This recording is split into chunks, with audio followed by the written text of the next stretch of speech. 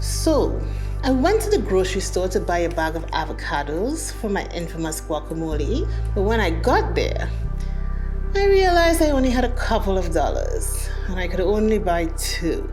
In other words, my lack of money limited my ability to make my guac. What does this have to do with chemistry?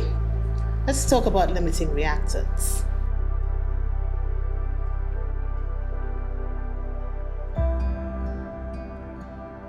Consider this reaction. 1 NH3 plus 2 O2 produces 1 HNO3 and 1 H2O. Let's say we react 3.2 moles of ammonia, NH3, with 5.4 moles of oxygen, O2.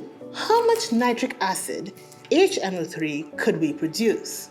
Just like my guac, the amount I can produce depends on which of my starting ingredients is limited.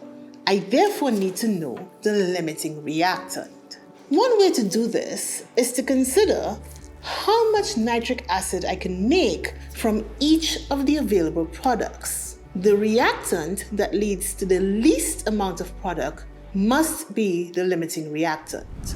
Now, let's consider how much nitric acid we could produce from the ammonia. We can convert moles of ammonia reacted to moles of nitric acid produced using the stoichiometric ratio given in the chemical reaction.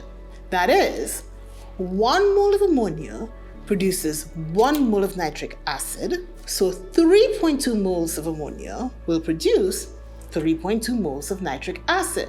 Mathematically, we will write 3.2 moles of ammonia multiplied by 1 mole of nitric acid over 1 mole of ammonia is equal to 3.2 moles of nitric acid. Moles of ammonia cancel out, leaving us with just moles of nitric acid. Next, let's figure out how much nitric acid we can produce from the oxygen. Again, it takes 2 moles of oxygen to produce 1 mole of nitric acid. Let's do this one mathematically. We have 5.4 moles of oxygen as our starting material.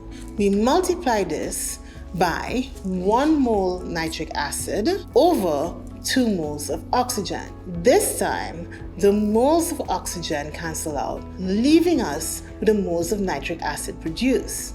Carrying out this math gives us 2.7 moles of nitric acid. The ammonia is able to produce 3.2 moles of nitric acid, while oxygen can only produce 2.7 moles. The oxygen is going to run out first, just like my avocados. Therefore, the oxygen is the limiting reactant. This means that there will be some ammonia left over after the reaction has run to completion. We say that the ammonia was present in excess. So good thing my grocery store has an ATM. I wouldn't want guacamole to be the limiting reagent in my party. So, now you know.